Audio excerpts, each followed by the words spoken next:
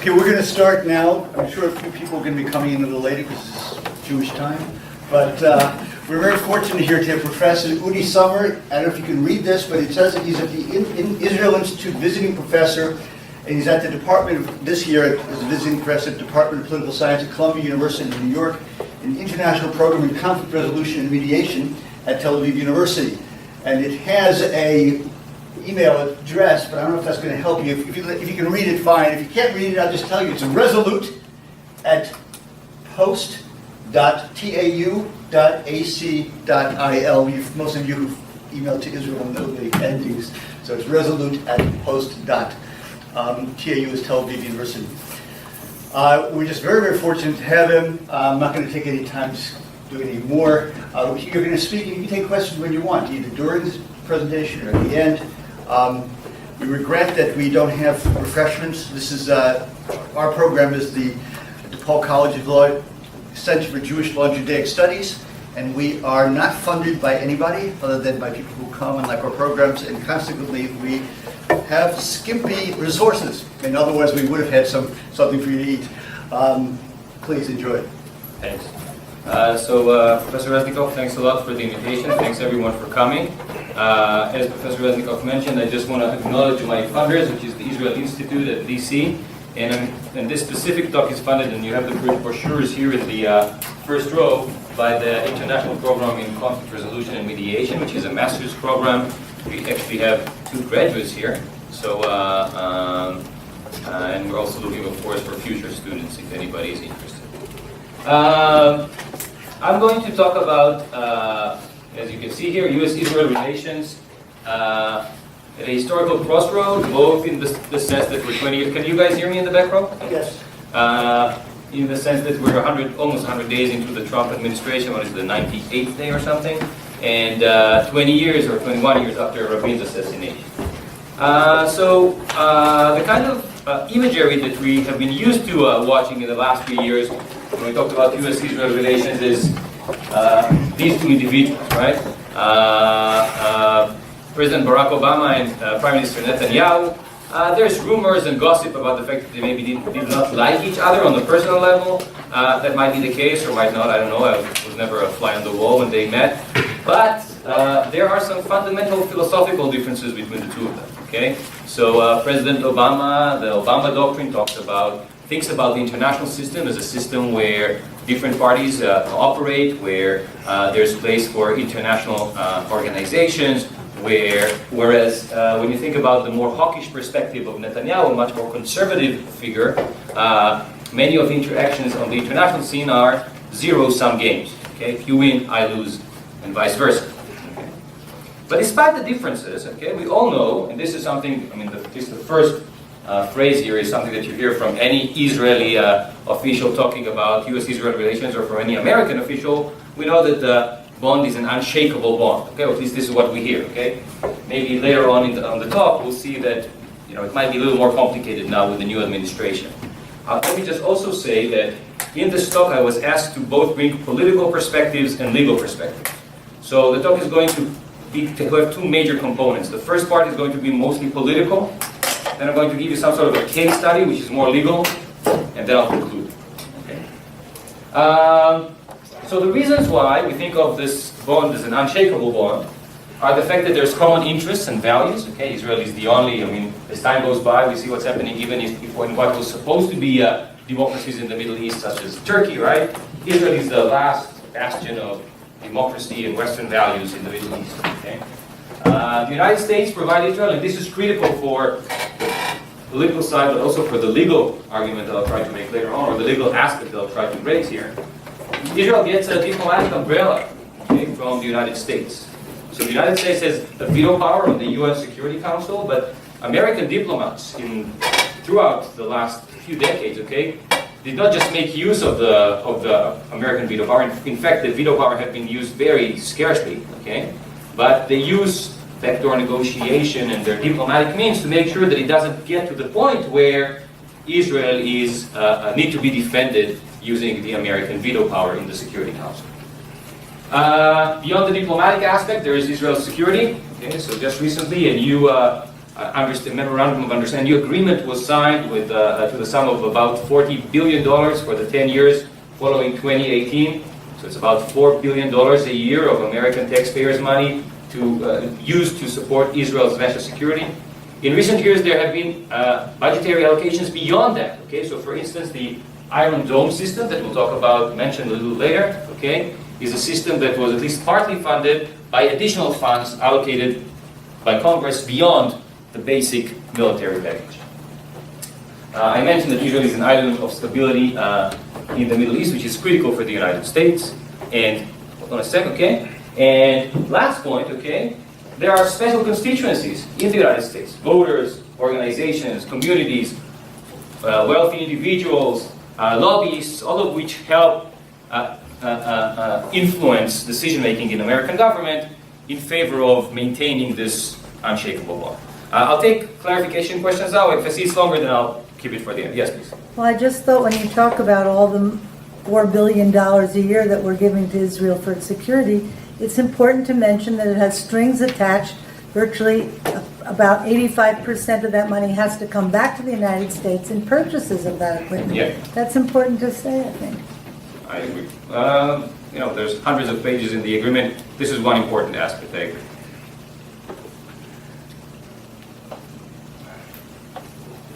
Okay, so what I said so far, I guess, was nothing new for anybody in this room. Okay, but what we see in recent years are three tectonic shifts, which I think are essentially a paradigm shift in U.S. foreign policy in the Middle East, and as a result of that, could influence U.S.-Israel relations. Okay, the first one is fracking.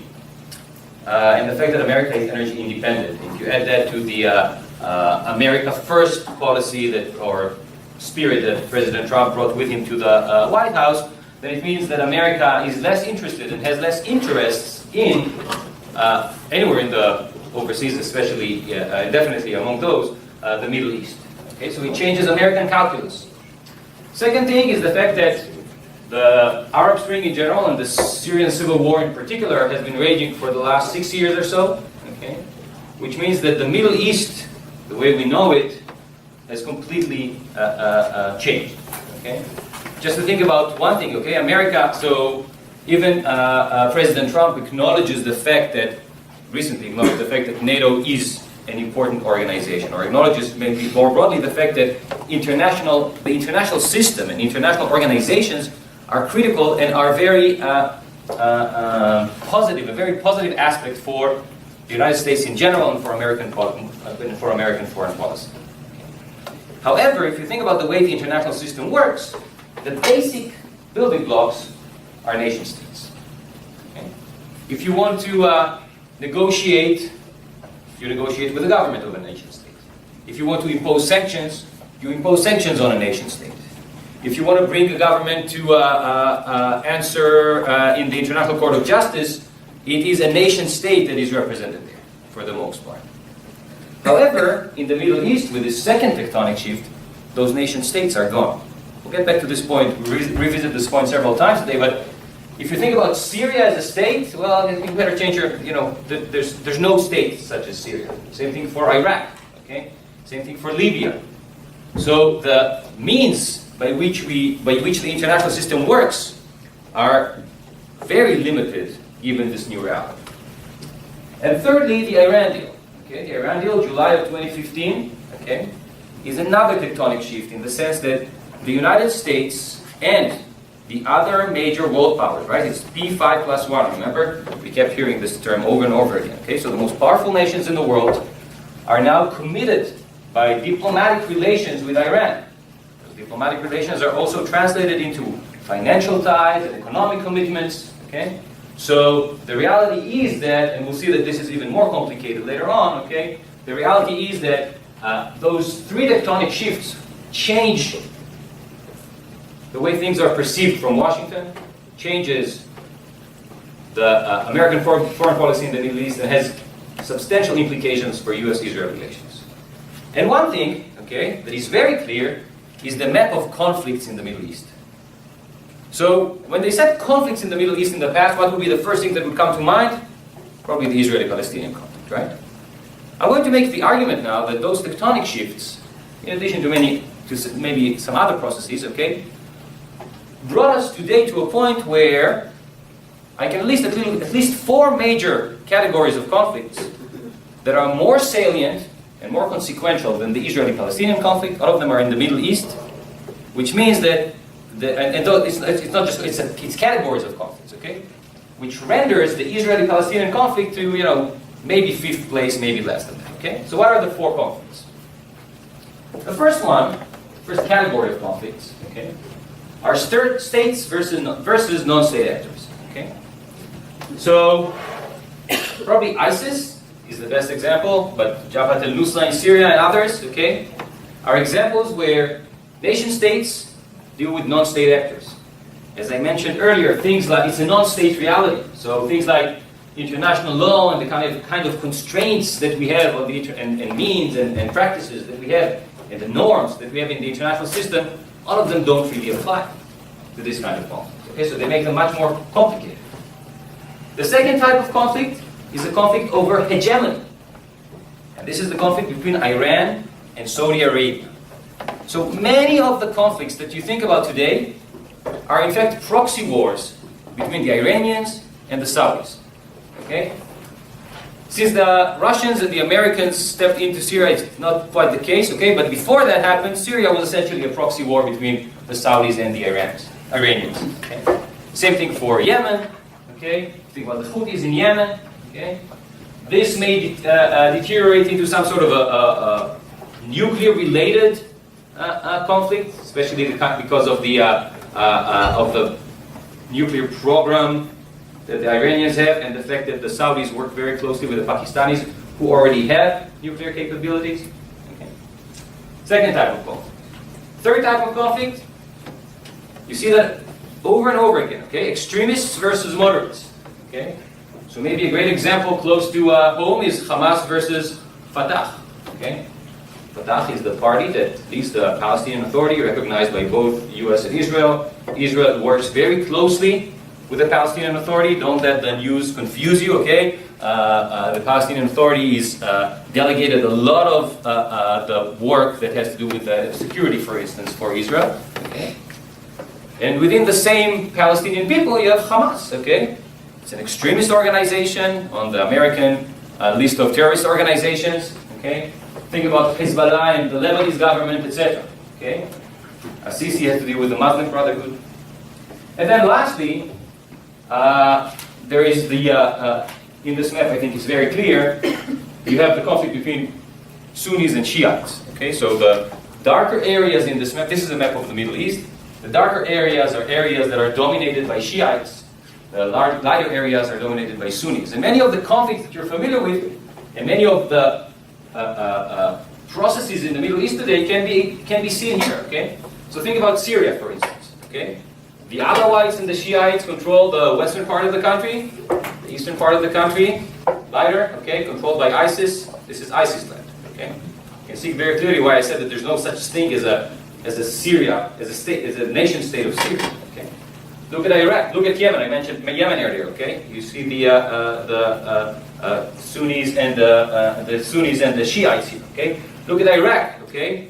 Baghdad and southeast of Baghdad, okay, is heavily influenced by Iran because of the Shia population.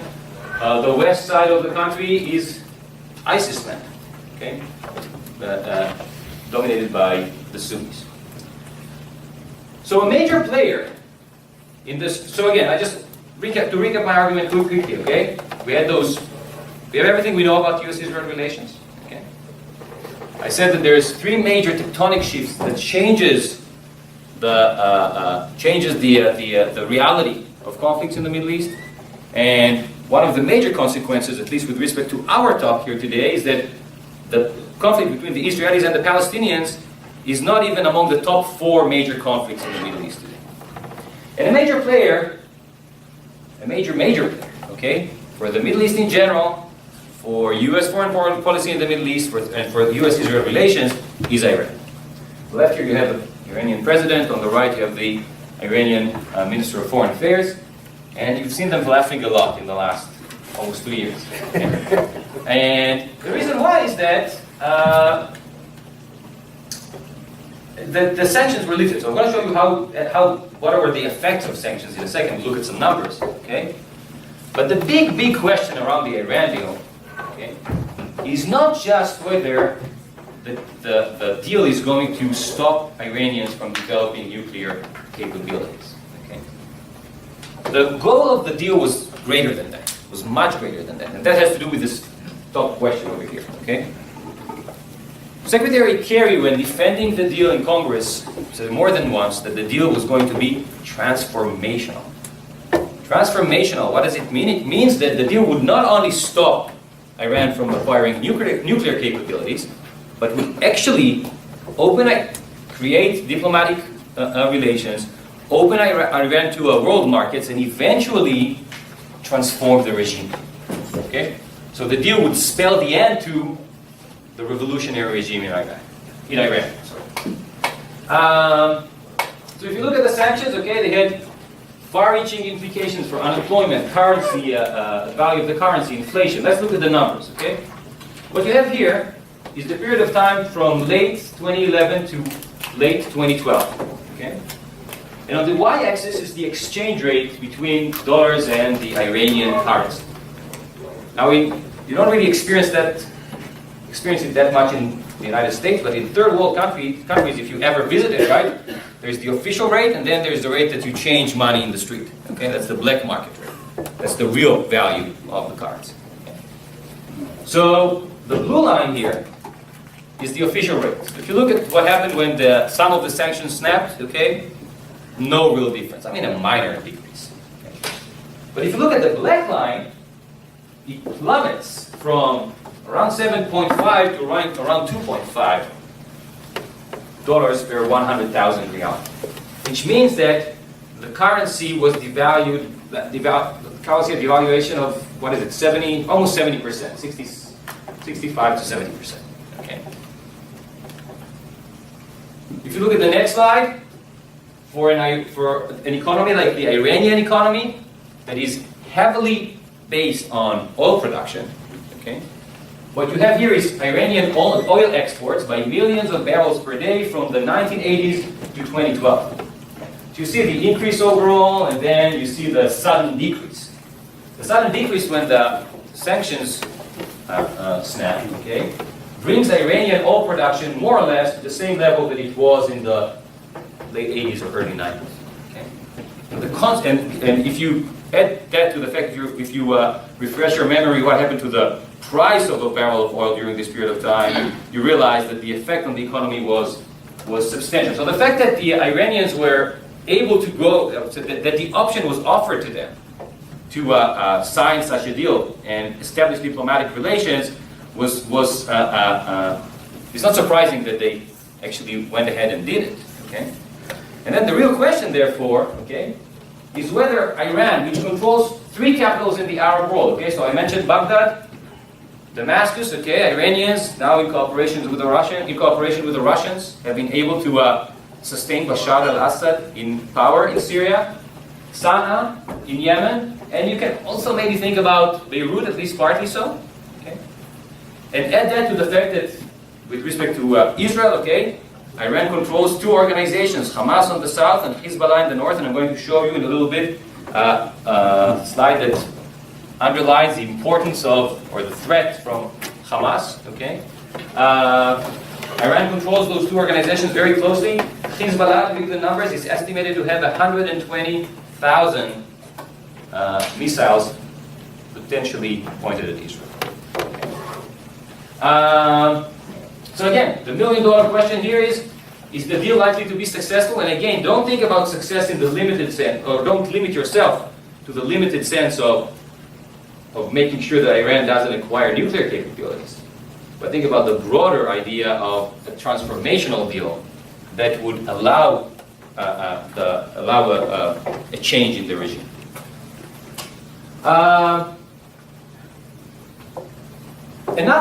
So now let's shift to what's happening in Israel. Okay. So far, I made the argument that the whole perspective of U.S. foreign policy in the Middle East and therefore U.S.-Israel relations is going through a major transformation. Okay? But now I'd like to argue that even if you look at Israel itself, okay, it's quite unlikely that Israel can move forward with any type of negotiation or that Israel will be willing to do that. Okay? What you have here is the result of the most recent elections. Okay, so Israel is a parliamentary system. You need a majority of 120 members of Knesset, that's the name of the legislature, to form a coalition, to form an executive. So in a parliamentary system, unlike the American system, you don't really have separation of powers. Or you don't have a separation of powers between the legislature and the executive, in the sense that if you have a majority of members of the legislature, you can support a stable coalition, and then the legislature will basically pass any law that the coalition would like to pass. What you see here is the distribution of parties from left wing to right. Remember, the title of the talk was 20 years after Rabin. If you think about Rabin and the era of the 70s and 80s and 90s, okay, you think of Israel as having two major blocks. Right? You had a block on the left-wingers, left-wing parties, and you had a block of right or right-wing parties. Okay? And if you read textbooks and much of the literature about Israel politics today, you still have this kind of distinction. Okay? So probably one of the best kept secrets that I'm going to divulge now is the fact that that's not true anymore. 20 years after Rabin's assassination, there is no, electorally speaking, there is no left wing in Israel. Okay? So if you look at the numbers here, okay? The current coalition consists of Kulanu party, and all the parties to the right. Okay? So these are the Orthodox religious parties and the right-wing parties and the extreme right-wing parties. Okay? That's a coalition of 67, 68 members. So one would think that the rest of the, 53 members of parliament are actually left-wing, right? But that's wrong. Let me show you. Yesh Atid, which is the party led by Lapid, who's I think pretty popular in America, so you might know the name, okay? Is considering itself a centrist party. Okay? The Zionist Union, which you're better familiar with as the Labor, they keep changing the name, but it's the same party. Okay? The leader of the party before the elections, Sheli Yachimovich, said that it would be a historical mistake to consider the Labor left-wing. Okay? So it's hard to consider it left-wing. The joint list is a joint list of parties representing the Arab constituency. Okay? These parties were never a part of the coalition. So even when Rabin was in power in the early 1990s, those parties supported this coalition, but from the outside. So we're left with Meretz, 4. Okay, so maybe I'm making an extreme argument. Okay, let's say the Labor is still left-wing. Okay, so you add Meretz to the Labor, you get 28, you get 30, you get 40 on a good day. Okay, that's hard. I mean, I'm being very optimistic now. Okay, that's hardly even close to the 60 benchmark. Okay, so that means that it begs the question whether America will be able to strong-arm Israel into an agreement. Now, given the current administration in the United States, it's not clear. I mean, when President Trump met with Prime Minister Netanyahu, he said that he didn't care if it was a one-state solution or a two-state solution, which suggests that there's no clear policy. At least at the time, there was no clear policy for the administration. Okay, but even if there were one, it's not clear that Israel, being a democracy, will be able to move forward with anything like that. And if you look at the conflict, I'll skip that just for the sake of time, because you see we're a little late. Okay.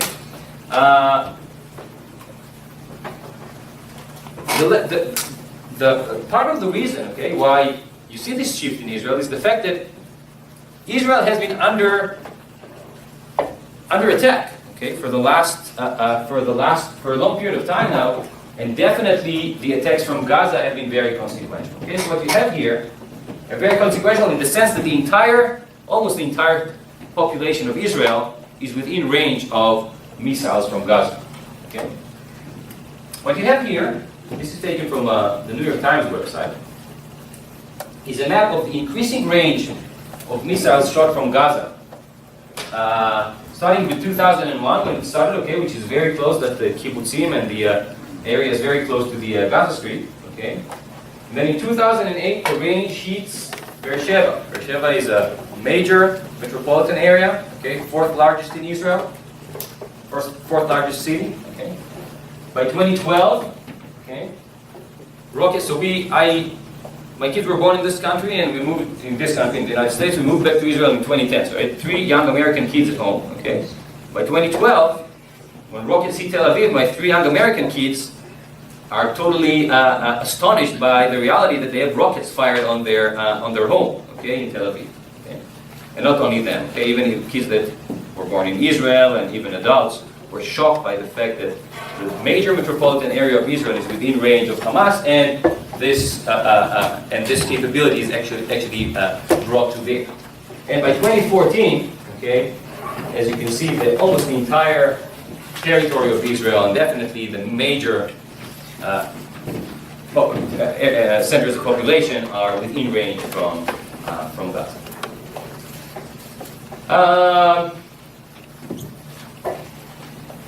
If we switch to the American side, so this was a brief overview of what's happening in the political scene in Israel 20 years after Rabin's assassination. If we switch to the American side, and I'll get to some more discussion of the American side after I talk about the legal case study that I promised. Okay, but if you look at the Republican field, okay, during the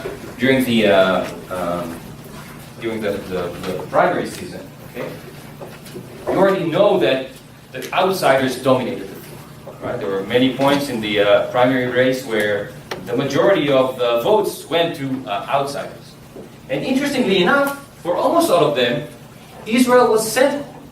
So much so that that some of them said that the first call they would make when they entered the White House would be to, you know whom? Kylie Fiorina said that. Who would be the person? Repudiate the Iran deal?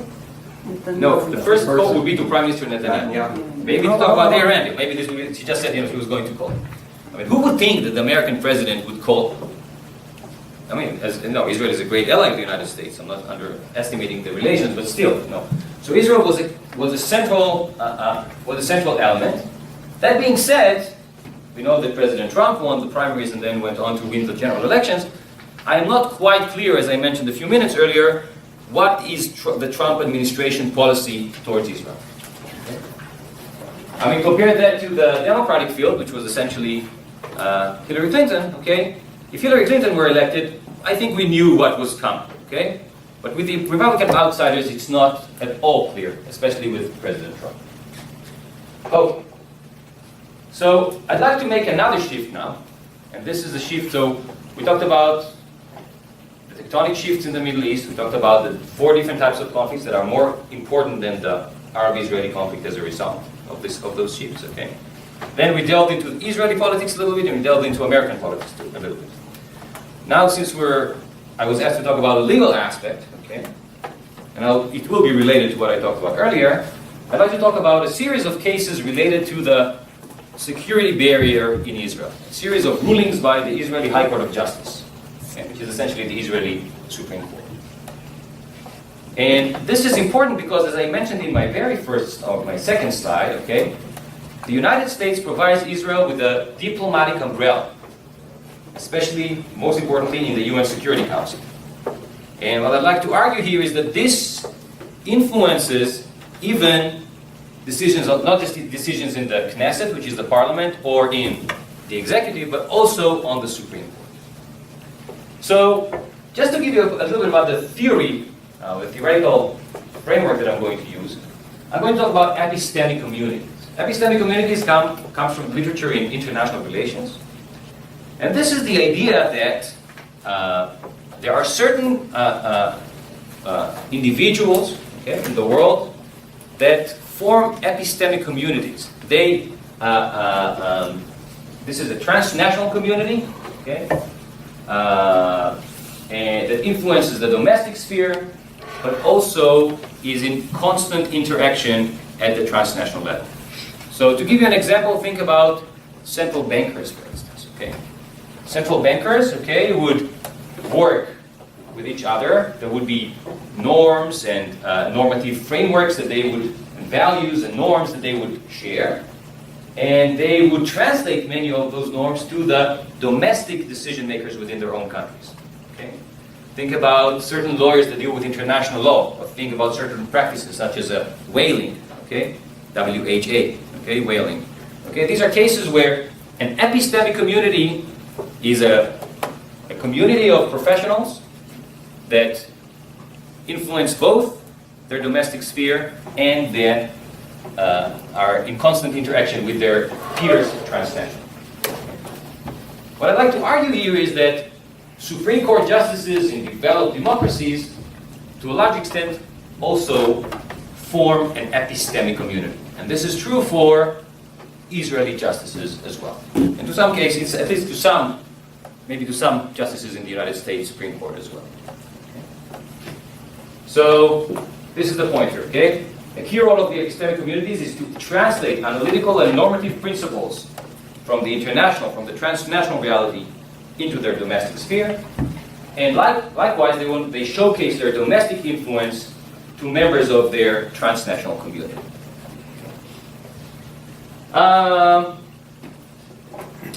Just to give you the bottom line, okay, before we start getting into the more complicated stuff. Okay?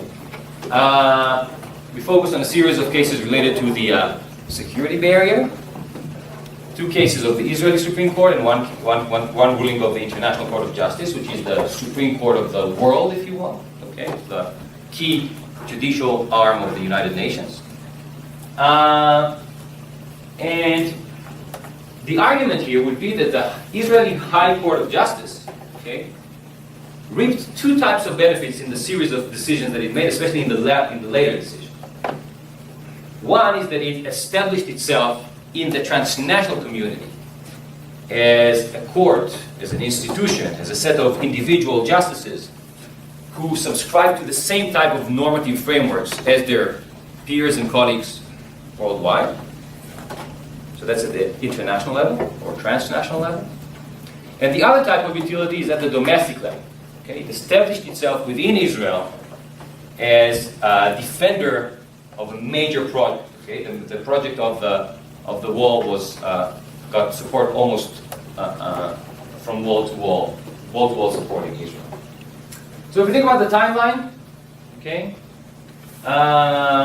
let me just go back to the bottom line and to relate that to the broader topic today. Okay, the Supreme Court of Israel would not be in that position, and maybe the entire country of Israel would not be in that position of being integrated into the international system and subscribing to the same normative framework, etc., short of American diplomatic support. Okay, so short of the kind of unshakable bond that we mentioned at the very beginning, everything that I'm going to say now, I think, would unfold very differently. Okay, so the timeline in 2002, at the height of the Second Intifada, buses are blowing up in the center cities of Israel. Restaurants are blowing up. Israel starts to build a system of fences and barriers. The idea is to physically prevent terrorists from entering Israel. By December of 2003, the UN's General Assembly asks the International Court of Justice for an advisory opinion. Because of issues of jurisdiction and recognition of the court, the International Court of Justice could only issue an advisory opinion in this case. Okay, it was not a contentious case. A few months later, the Israeli Supreme Court, as the High Court of Justice, makes the ruling in Beit Surik. We'll talk about that shortly. By July of that year, the International Court of Justice hands down its advisory opinion. In a nutshell, what the advisory opinion says is that the entire project is illegal because it is annexation in the guise of security. And by February 2005, the cabinet decides to continue the building. Okay? And in September 2000, and there's a ruling in the Israeli Supreme Court, Bethlehem Municipality, which basically echoes the same argument as Beit Surik. And by 2005, in Marabe, the court exercises my key argument here. Okay, well, this is what I'd like to argue. Okay, exercises its role as a major, as a part of this epistemic community that is connected and reaps utilities both at the international level, simultaneously, both at the international level and at the domestic level. Okay, so let's go into the details. So this is the request of the UN General Assembly. Okay, once Israel starts building the project of the wall, the UN General Assembly asks the International Court of Justice for an advisory opinion, basically saying whether it's true, whether it's legal, whether the entire project is legal or not. Okay. In February of 2004, so a few months later, there's two questions. Okay. First of all, is whether the military commander has the capability or is legally allowed to build the fence, and the second one is the location of the fence. Okay, this would be determined by questions of proportionality. Okay, whether the specific route of the fence is proportional. The court uses various international legal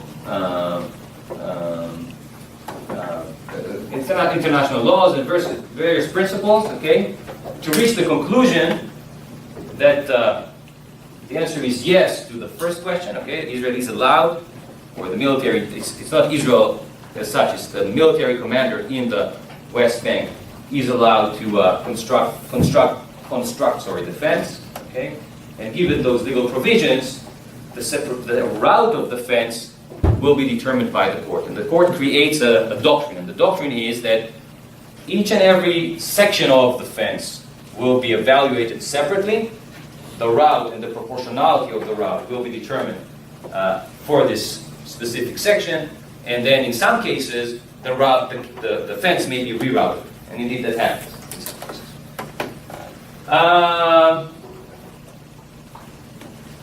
A few months later, okay, July 2004, the International Court of Justice uses some of the same provisions of international law and some additional ones. Okay, I won't get into all the details here because we're short on time, but the normative framework, at least when you read the two opinions, okay, the opinions in Beit Surik and the opinion in of the International Court of Justice, the normative framework seem to be very, very similar, seem to overlap for the most part. Okay, but the conclusion is very different. Okay, the conclusion, as I mentioned earlier, is that the entire barrier project was territorial annexation. Okay? So Israel pretends that it's a security argument, but in reality, it annexes land that belongs to the Palestinians. Okay? The reaction in Israel, so I said earlier that America has Israel's back on the international scene, and that's true, but that doesn't mean that Israeli officials at this point are not, and I would call it, since almost a point where they are panicked. Okay, so you see officials across the political spectrum, okay, including officials who are supposedly apolitical, such as the president and the chief of staff, okay, scramble to find a coherent reaction that the state of Israel can issue with respect to this decision of the International Court of Justice. In 2005, okay, there's a cabinet decision, as I mentioned earlier, to continue building the southern portion of the wall, and there's a decision in Bethlehem that's called Bethlehem Municipality versus the State of Israel. In this decision, the court essentially uses the doctrine that it had created in Beit Surik, okay, to make a decision along the same line. So essentially, the court doesn't really deal with the very clear discrepancy between its own decisions and the decisions of the president of the club that the Israeli court would like to be a part of, okay, which is the International Court of Justice. So the basically, you want to join a club, okay? You say something, and the president of the club says you're wrong. At this point, the Israeli High Court of Justice doesn't really address this kind of fundamental discrepancy, but it does so, okay, in the case of Morocco. And we have several signals to show that, unlike Bethlehem Municipality, in the ruling in Marabe, the court takes the decision very seriously and is trying to make a statement. One of the indications is the fact that it's the Chief Justice Aharon Barak, who is the chair of the panel, who delivers the opinion for the court. Another indication is the fact that in America, all the decisions of the Supreme Court, unless there's a vacancy or there is a recusal, are decided by all 9 justices, right? The system in Israel is very different. So in America, you have 80 cases a year, 100 cases a year. In Israel, you have thousands of cases a year. So there's a panel system.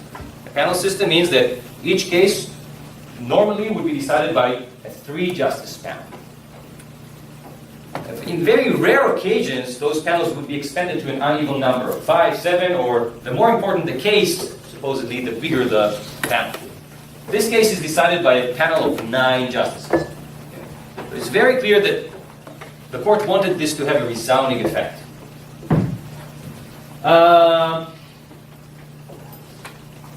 Question is the same question, essentially. Okay? Boils down to the same question, same problem. Is the separation fence legal? Okay? It's a different part of the country. It's called Tel Aviv University, okay, which is in the Samaria area. Okay?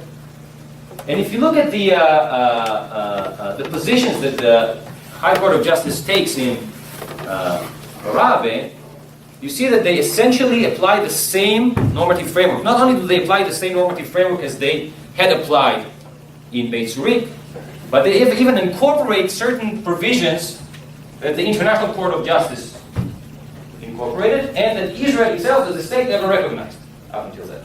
Okay? So the court says, you know what, never mind, we're going to take all the normative framework. Okay? But you know that the conclusion, I already mentioned earlier, that the conclusion was the opposite. So how does that happen? How is that possible? That you have the exact same normative framework, and the court underscores the point that it has the same normative framework. Okay? This is why I would argue the court decides this additional landmark case, but reaches a different decision.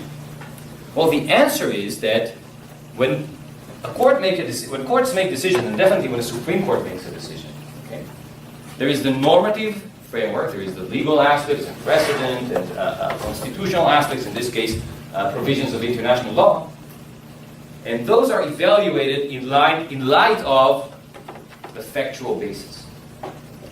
And the key argument, if you try to just to summarize what the court essentially says here, is he says, if you look at the actual facts, not the facts that were presented to the International Court of Justice, if you look at the actual facts as they are presented in this case that we are deciding here today, then the entire project is legal because it is proportional. Okay?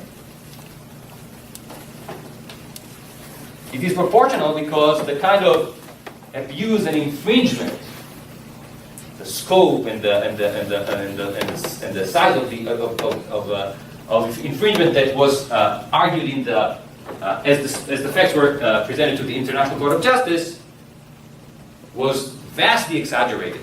If you look at the actual facts and use the exact same normative framework, you would reach a different conclusion. Let's just look at a few comparisons between the two cases. Okay? To make the argument, to make a stronger argument. Again, my argument is that when the court makes the decision in, okay, so we have the two cases, Beit Zurich in 04 and Morocco in 05. My argument is when the court makes the decision, this is before the International Court of Justice makes the decision, this is after. Okay? My argument is when the court makes the decision here, it has two major audiences in the mind. It has the audience, the domestic audience, okay, which is the government and the military, and it has the international, transnational, this epistemic community in mind. And look how it switches. Okay, this is a little blurred.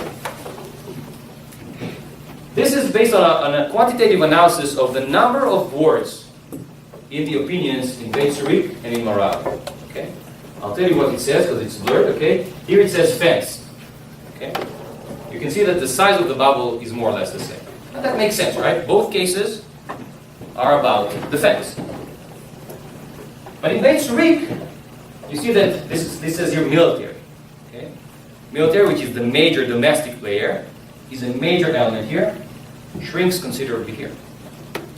On the other hand, international law, which is this bubble here and here, is, what is it like? Maybe 5 times larger?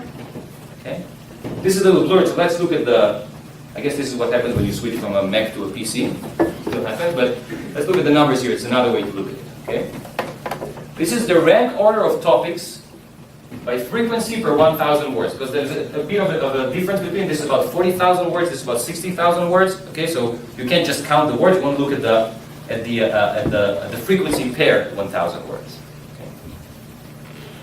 This is the earlier case. Before, both of them are the cases decided by the Israeli High Court of Justice. This is the case decided before the ruling of the International Court of Justice, and this is after. Fence is number one, the first topic. Okay, in both cases. And again, that makes sense. This is like the baseline, right? This is what you want to compare it to. But look, what are the major topics here? Okay, this is the military, government of Israel, Palestinians, and the United Nations not even mentioned once. Look what happens here. Okay. Fence, the next one is international law. Okay. All of a sudden, this becomes the major topic that the court deals with. Then the military, the Palestinians, okay, government of Israel now ranks fifth as opposed to what is it, third here, okay? It's actually a distant fifth if you look at the frequency, okay? And even the United Nations, the institution, is mentioned 9 times, okay? So, as I mentioned earlier, okay, the explanation that the High Court of Justice provides in Marabe in the later case is that the factual basis was different. Just to give you a few examples, okay?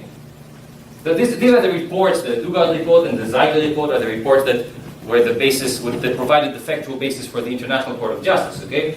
The Israeli High Court of Justice gets a whole set of facts beyond that, okay? So if you look at first of all, the report that was provided to the International Court of Justice did not really make a point, did not really underscore the security threat other than once in the entire report. Furthermore, the report argued that 100,000 dunams of agricultural land were seized, while the reality is different by orders of magnitude. Okay, so it's about 8,300 or 7,000. Okay, but it's way different. Okay, so the factual basis, if the factual basis diminishes the importance of a security threat and increases by orders of magnitude the infringement on rights, then the whole judgment of proportionality changes. So what the court essentially says here is that, listen guys, we are in the same club. We use the exact same normative framework. In fact, we expand the normative framework given what the ICJ had decided. But we reach a different conclusion because the facts were okay, so I want to leave time for Q&A, but the bottom line here is that the court had no real reason to decide Morocco. Okay? If it were just a domestic sphere, if it was just the idea of evaluating the project section by section and deciding whether each of the sections were proportional, this doctrine had already been established in Beit Surik, had already been applied in Bethlehem, okay? So if the story is that courts only think about what's happening within their country, within their domestic sphere, there was no reason to decide Moravia. Certainly not a decision delivered by the Chief Justice and for a panel of 9 justices. The real incentive was this function of the court as a member of this transnational epistemic community. That's the raison d'être of Morocco. Okay.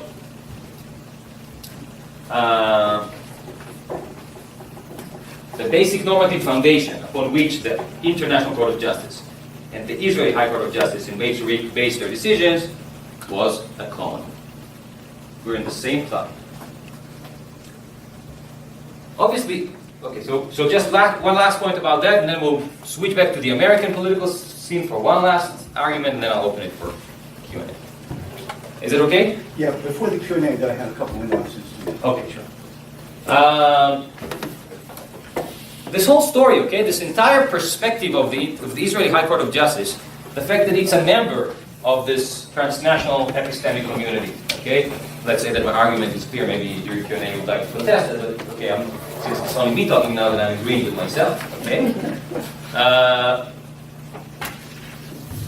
this entire reality would not have happened if America did not have Israel's back. Okay? If Israel didn't know that this advisory opinion of the International Court of Justice will never be translated into any policy change in the UN security. It could have changed. I mean, for other countries, such a condemning decision of the International Court of Justice could readily be translated into resolutions of the UN Security Council that would change the status of the country in the international community. Okay? Both Israeli politicians, as much as they scramble to react, okay, both Israeli politicians and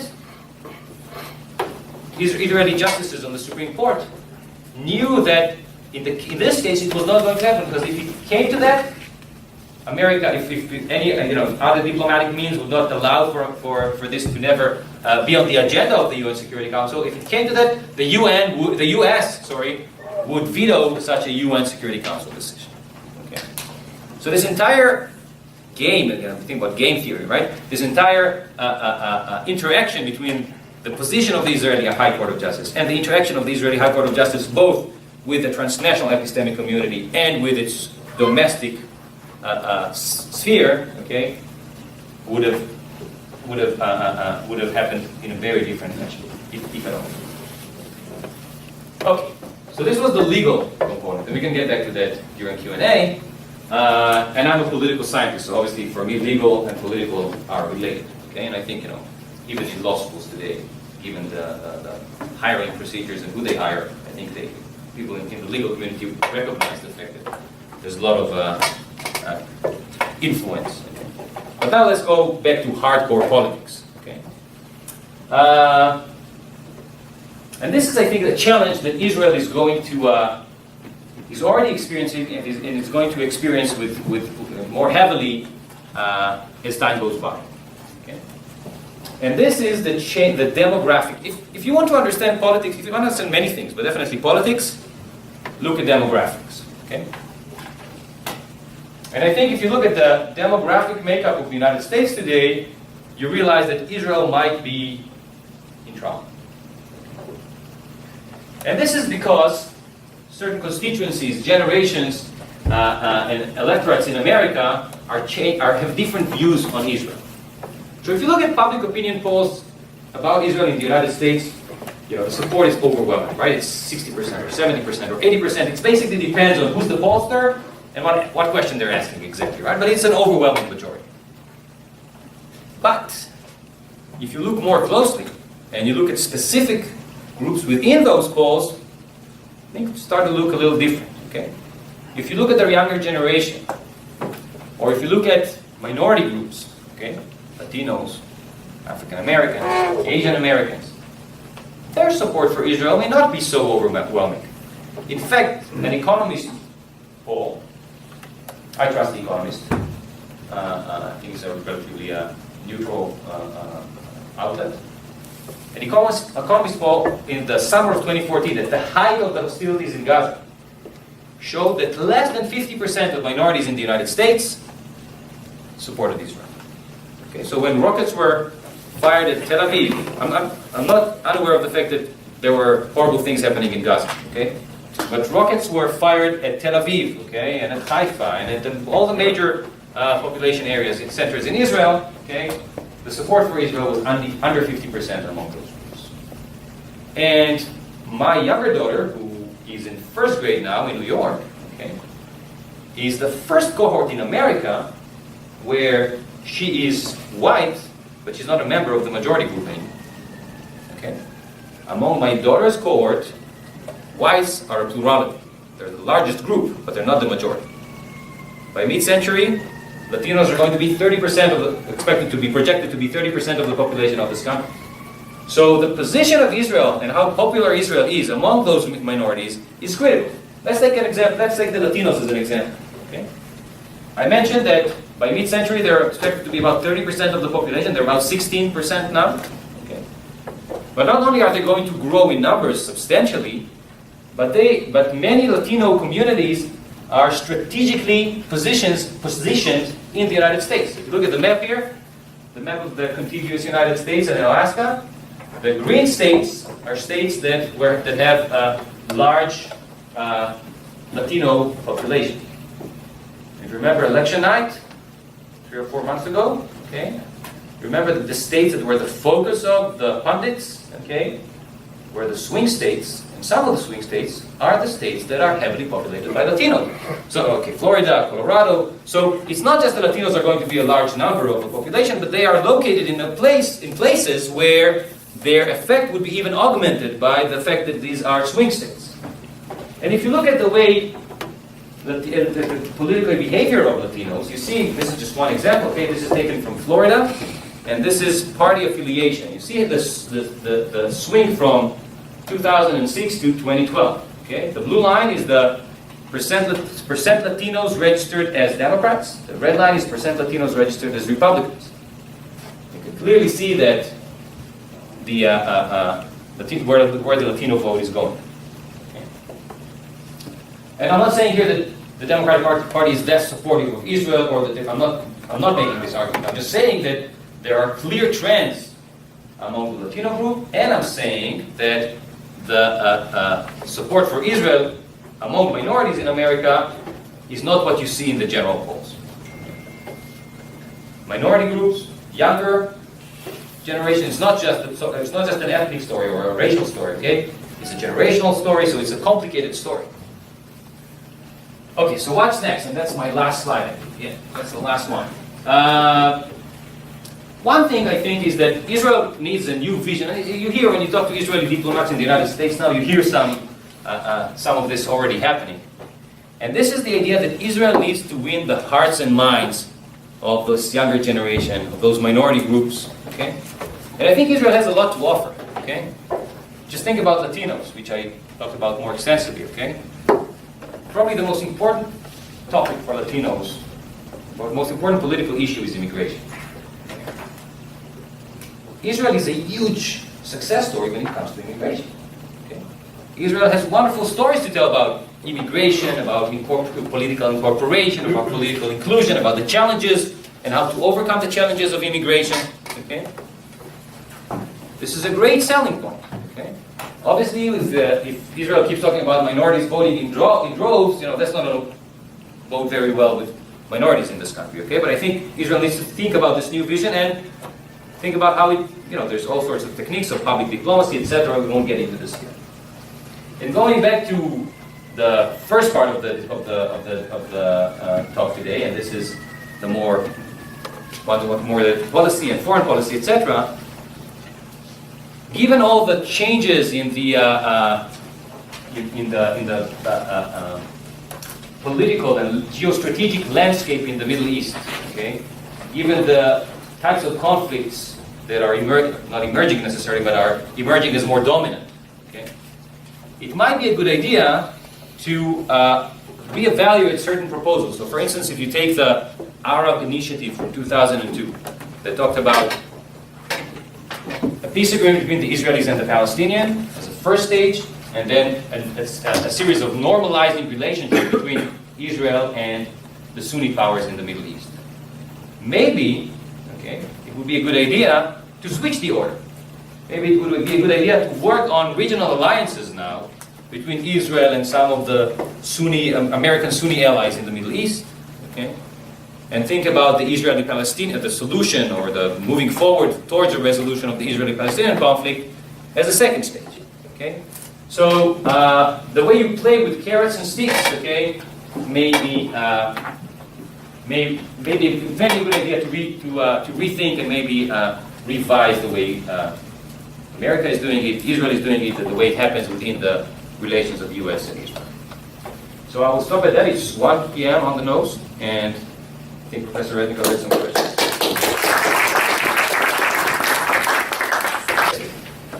One of the underlying principles or conclusions that seems to pervade the International Court of Justice and the UN is the conclusion that Israel is an occupying power. But the term occupation and occupying is a somewhat technical term, and I'd be interested in knowing how they reached that conclusion. who is they? You're talking about the International Yes, Court of the Justice? International Court or the discussions at the UN, you read continuously of Israel being an occupying power. In fact, that's one of the arguments that's being made about Israel building a fence as an occupying power.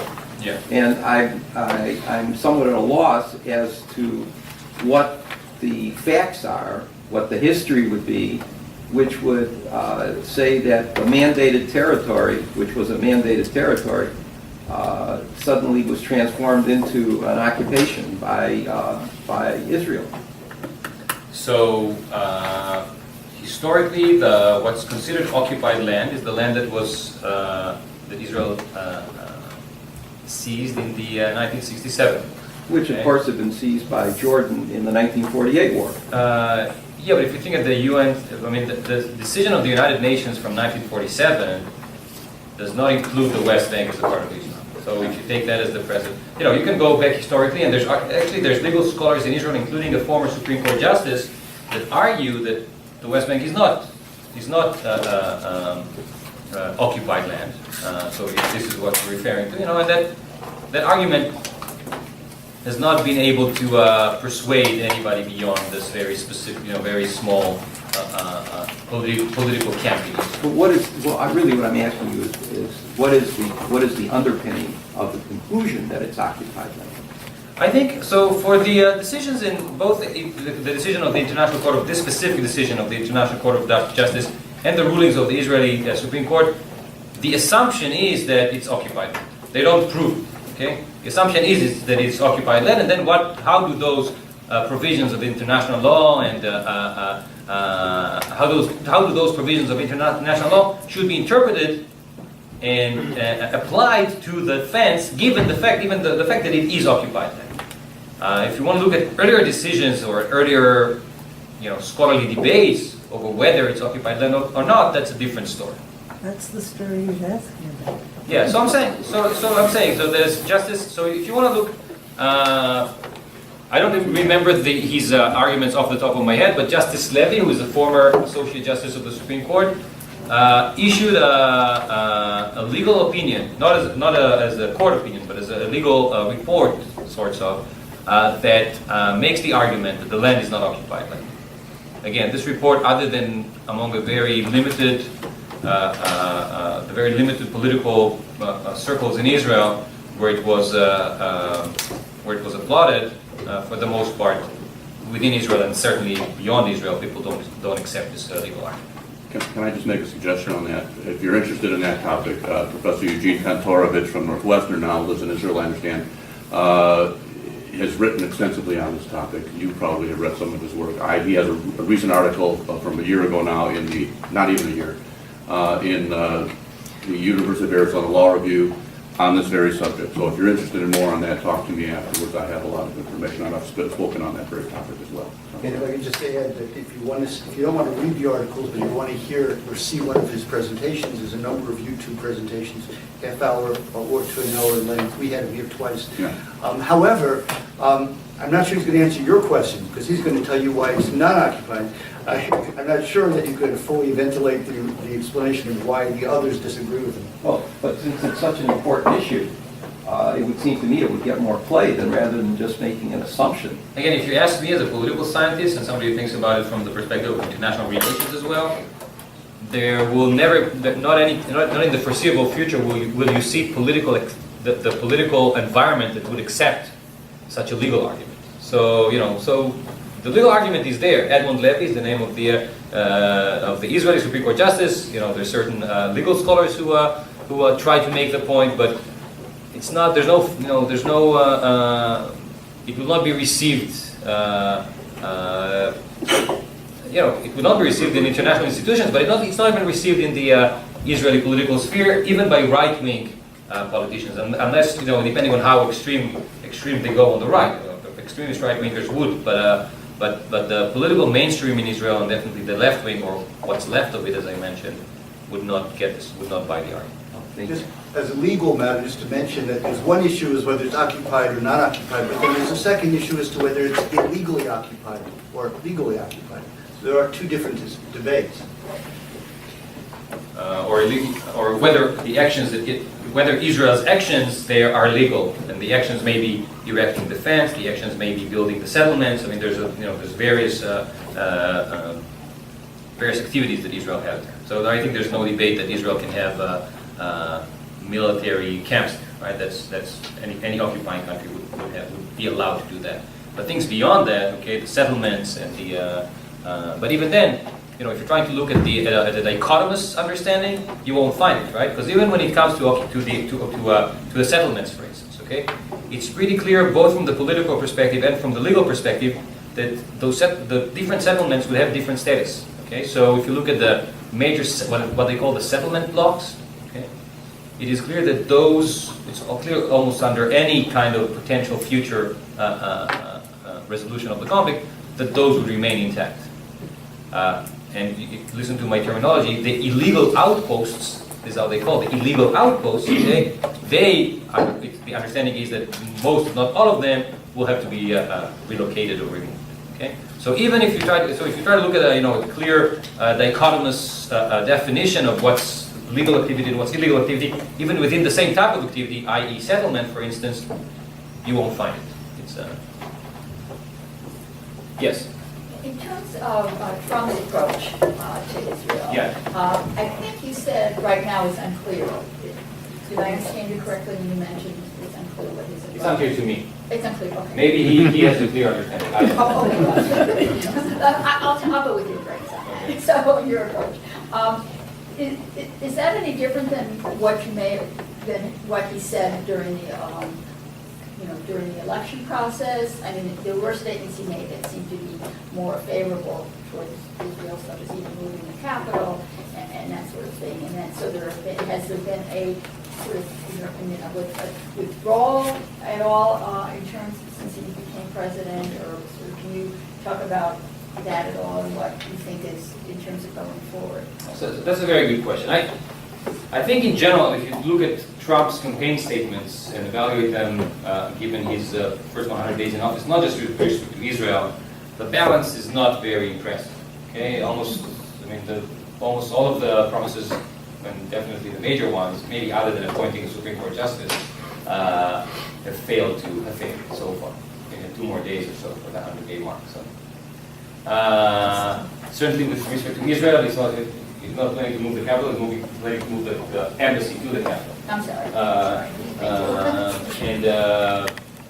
And that's not happening. I mean, I actually met somebody yesterday who met Ambassador Friedman at a shul in New York, and he asked him about that, and he said it doesn't seem that's going to. And in fact, Friedman is not in Israel yet. I know that he's not been he's been appointed, but he hasn't taken office yet. But I think what I was trying to say here is that, and I think if you look at President Trump's recent interview leading up to the 100-day mark, things look very different from the campaign trail and from the White House. And I think, if you look at the totality of the circumstances, okay, that I tried to describe here, obviously I had an hour to make both a political story and a legal story, but the totality of circumstances is such that President Trump or the Trump administration may find themselves in different places where their commitment to Israel will have to be evaluated against very large other interests, okay, such as the integrity of entire nation states in the Middle East, or the ability to contain and eliminate ISIS, or the ability to maintain the commitments under the Iran deal. Again, another promise that, I don't remember if it was the first day in office or the first 100 days in office, but the deal should have been in the past by now, and it's there, and obviously it's not going anywhere. It's extremely complicated, probably impossible to undo the deal now. Okay, and it's probably not in the benefit of the United States either. Okay, so and the Israeli Prime Minister has been unequivocal in his opposition to the deal. So what I'm saying is that so when it comes to the 3 major tectonic shifts, the kind of American energy independence and the approach that America should come first. Okay, I think that in the interpretation that Trump gives this term America first. think about America first. I think that the international community and the international system is organized so that America remains first. If you look at the architecture of international institutions, they were created following the Second World War to maintain America's position in the world. But that aside, okay, this kind of American independence, okay, the fact that you have entire nation states in the Middle East disappearing with the Arab Spring and the Syrian Civil War and the Iran deal, and what's happening now with a broader sense with the Russians and maybe with the Chinese now, it's not clear that the commitment that President Trump articulated as candidate Trump towards Israel, that he will be able to live up to those. And there may be certain points, and they might be not too far in the future, where he will have to make choices, and those choices might not necessarily be Israel's first priority. Can I ask you something? What complication do you see in terms of son-in-law is? I mean, even President of Israel during that conference, during the Prime Minister of Israel saying that he said, spent I've known you so long. I mean, which I thought was actually not helpful. But I mean, what complications either way do you see of that for Israel? Okay, so you probably saw the Saturday Night Live skit where they have Jared Kushner, and he says nothing, right? This is the thing, he says nothing, okay? Anyway, he keeps quiet. And I think that's the thing with Jared Kushner. We really don't know. I mean, we have not, his background and his age and his experience are not very promising, okay? You'd like to see somebody who's maybe older, maybe has experience in other things other than real estate, and maybe was born in circumstances that made him, in different circumstances, okay, to be leading such a challenging project, okay. And given the fact that on his portfolio now seems to be not just this project, but at least 4 or 5 other major projects, maybe the major projects, I'm not very optimistic. On the other hand, he never said much or at all, so I really can't evaluate. But I'm mincing words here, but I think you understand that I don't see this leading to, I'm not extremely optimistic. But again, maybe we'll be surprised. We really don't know. Yes, please. Well, if you're talking about Trump's attitudes toward Israel, his appointment of Nikki Haley as ambassador to the UN is a very strong supportive measure towards Israel, and that can't go unmentioned. She's been the best spokesperson Israel's had in that institution, which is so anti-Israel. And the other thing about moving the capital to Jerusalem, what you said during the campaign, one has to mention that it was met by the Palestinians saying they'd consider that an act of all-out war and would react accordingly. So yes, he changed. He's not making that his first order of business, like he said in the campaign, because he doesn't want to start a war. And that is a sensible and good thing. But you can't fault him for not doing it and saying it shows less of a support. I'm actually didn't take sides here. He didn't say that it would be a good idea to move. I think it's important to mention how it was responded to in the Arab world. But my point was very clear. My point was very clear. I did not criticize any of the policies. Well, I just said, it's important to add these things. I just said that there's a clear discrepancy between the campaign promises and what we've seen in the first 100 right, days. and why? Why? Because it was said that would be an act of all-out war against the Muslim community, the Arab community, the Palestinian community, and they would consider it an act of war. But that's nothing new. Everybody who knows anything about Middle East politics had known that for decades now. It reined in the move. And the other thing I want to say about the two-state solution versus the one-state solution, I mean, there's so many mixed voices now, because a two-state solution assumes that a Palestinian state would acknowledge Israel's right to exist, and they haven't done so. So how can you try to have a two-state solution with a state that's dedicated to your destruction and glorifies the terrorists who killed Jews? I mean, that's unrealistic. Yeah, but even beyond, I'm not, we can make different arguments what's happening on the Palestinian side. But even without that, the reason why I showed you this slide with a spectrum of parties in Israel was to show you that there is no real receptivity in Israel, in the Israeli political sphere today, to a two-state solution. Because there's no, electorally speaking, in terms of ideas, there's ideas on the left wing. Because it's but not electorally feasible. speaking, well, I don't know why. It's not just that. it's a long story why there's no left wing in Israel. It's not just because it's No, not no, visible. but I If mean, it's the not no, visible. the two-state solution, if one state is a terrorist state committed to the destruction of the other state, it's hard to have. Yeah, as a but that goal. wasn't my point. My point was that even if there were a Palestinian leader or Palestinian leadership that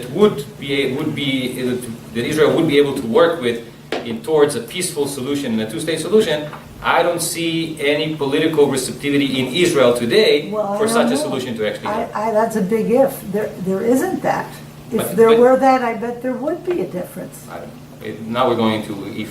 Well, I know, but I mean, if then, the arguments. reason they don't want a two-state solution is they don't have a state that would tolerate their existence. Okay, I actually am going to answer that in a little more. The reason why I think, so you're basically asking me why is there no left wing, electorally speaking, in Israel, okay?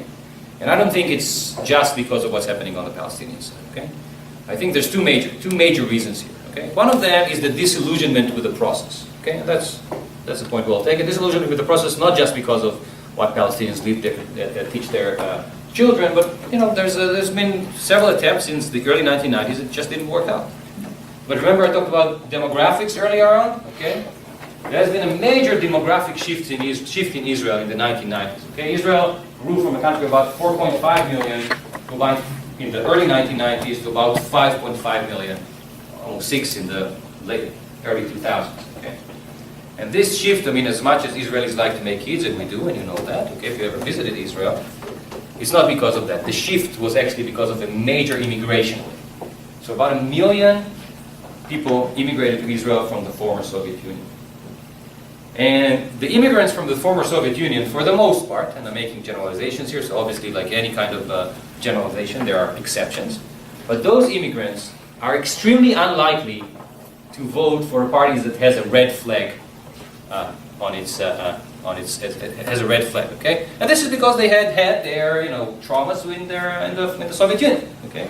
So in that sense, left-wing parties, and the chief of which is the Labour Party, other than Barak in 1999, who was somehow able to create to spin his persona as somebody who would be appealing to those voters, okay?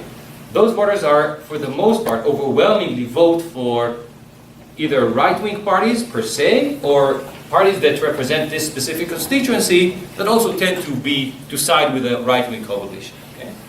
So the story here, therefore, is more complicated than just, and there's other reasons as well. I think if you think about the two major reasons, I think these are the two major reasons for this major shift from Rabin's time, where you had two blocks, to today's reality.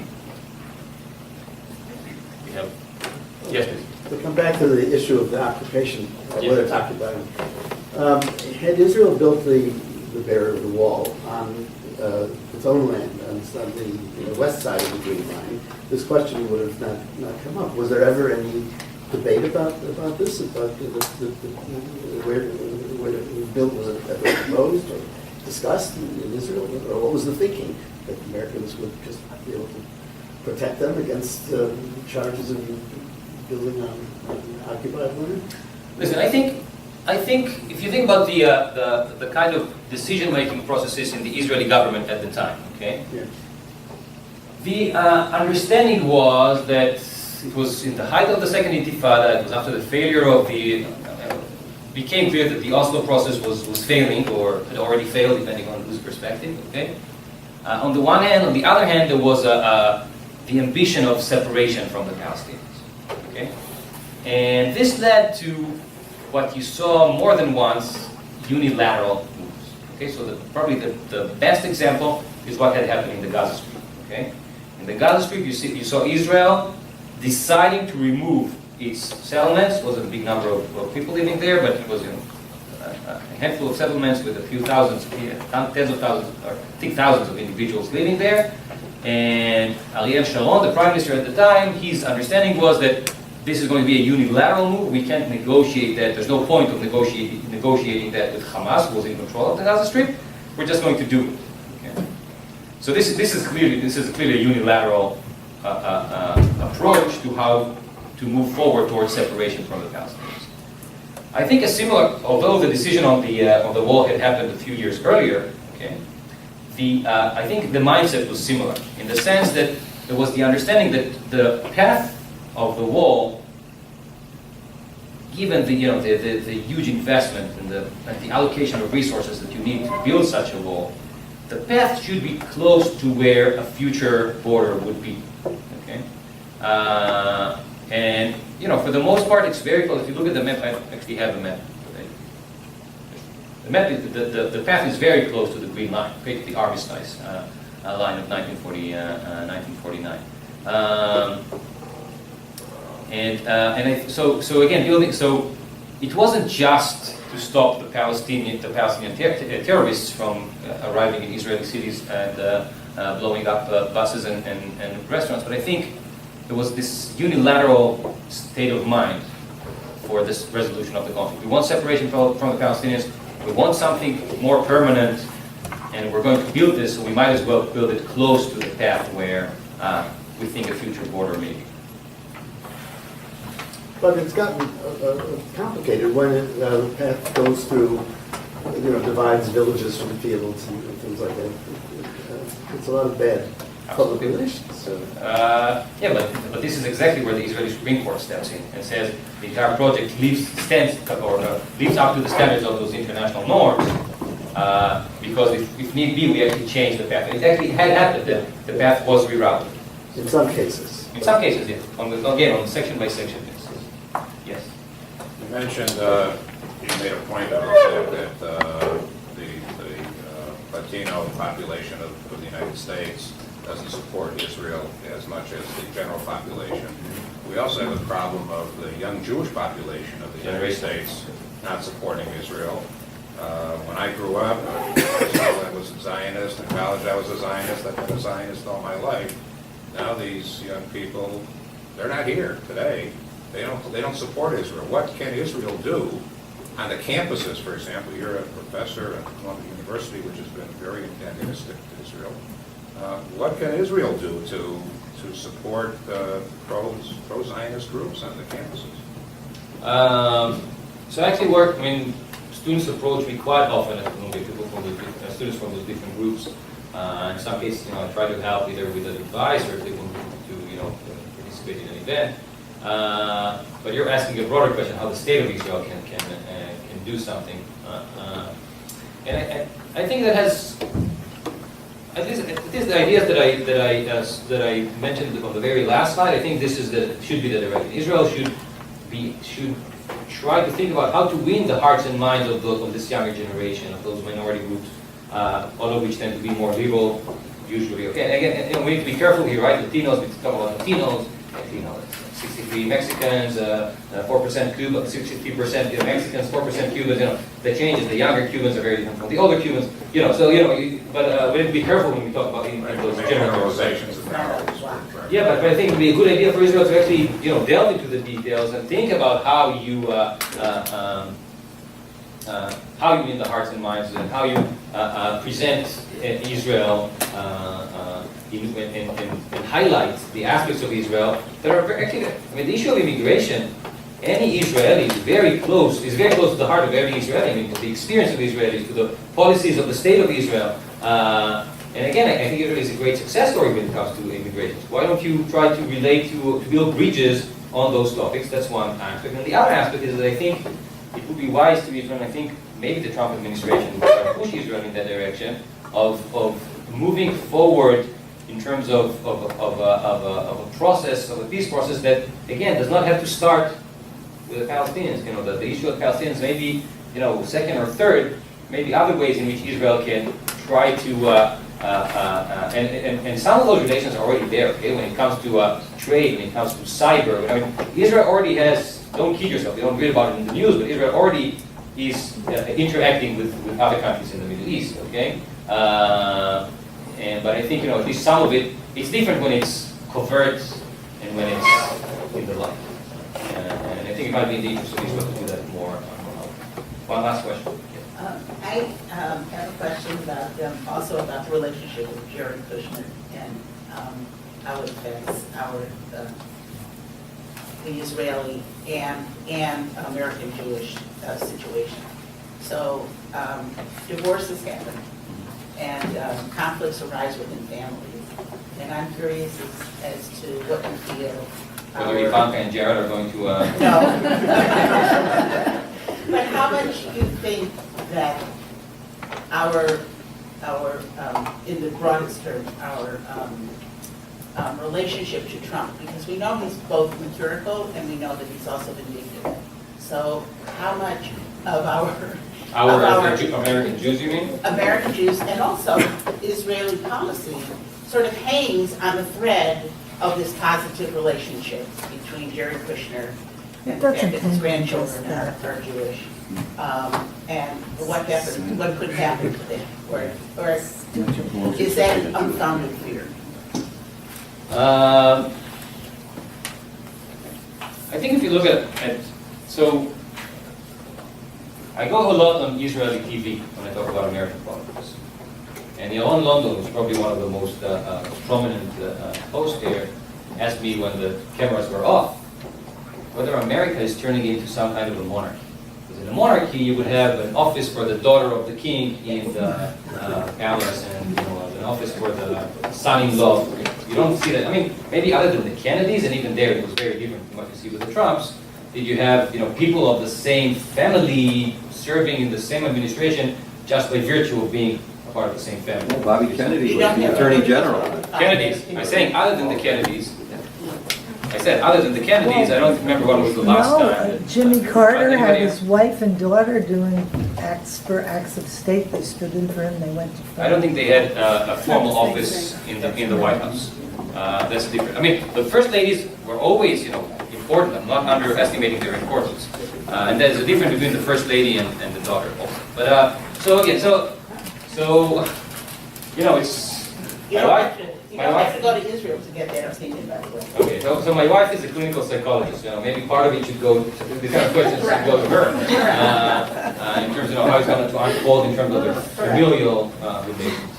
I think it's very complicated. I think it's complicated, and I think Jews and Israelis and Jews with Israelis should be very alert should be very alert to what's happening. And I guess what the first thing that actually raised that was the reaction of the Israeli Prime Minister to the question asked by the Jewish Orthodox reporter in this press conference. So rather than just condemning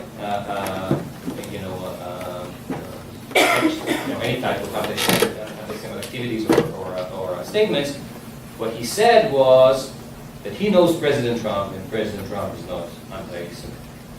Which is maybe legitimate, maybe not, given but I would expect that the Israeli Prime Minister and the American President, for that matter, would also say unequivocally, in the next sentence or in the same statement, that they also condemn any type of anti-Semitic activity.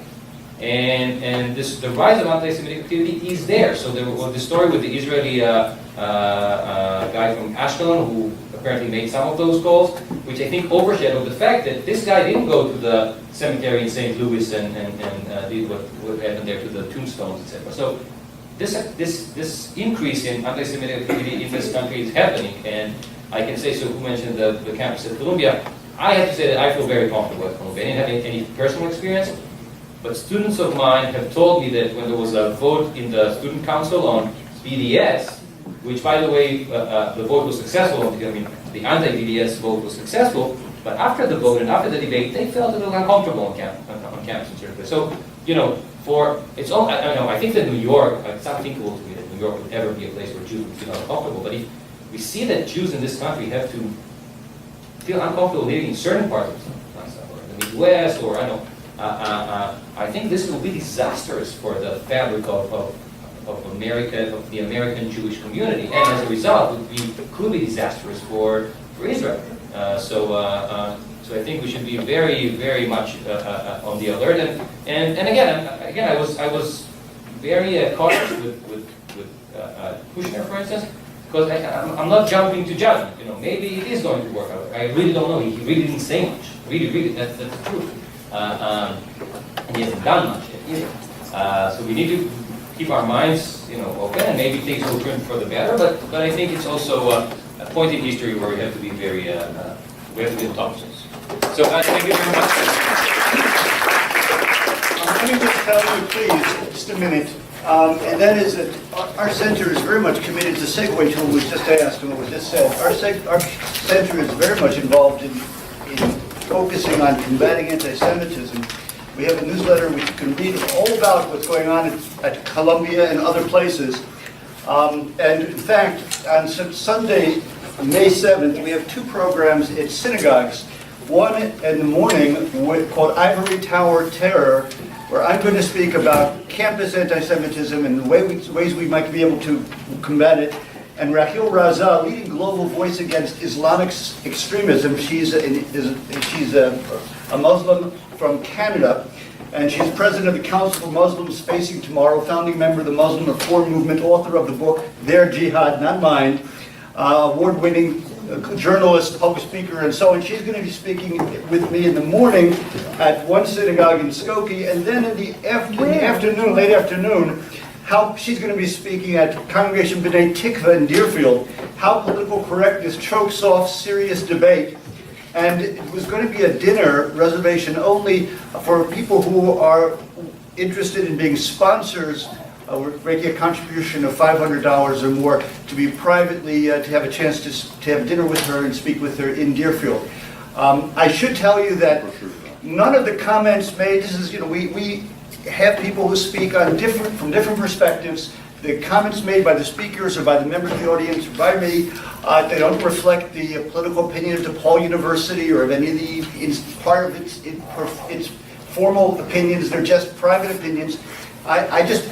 One thing I've mentioned, though, that with respect to just my own 2 cents, about this question about Jared Kushner, Ivanka is Jewish.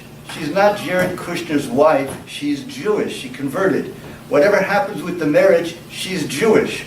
I don't know that the president, whether her interests or his grandchildren's interests are going to sway the president one way or the other. But I just want to emphasize the fact that married or not, she converted to Judaism, and she's committed to Israel. And I think that's important to look at it in that way.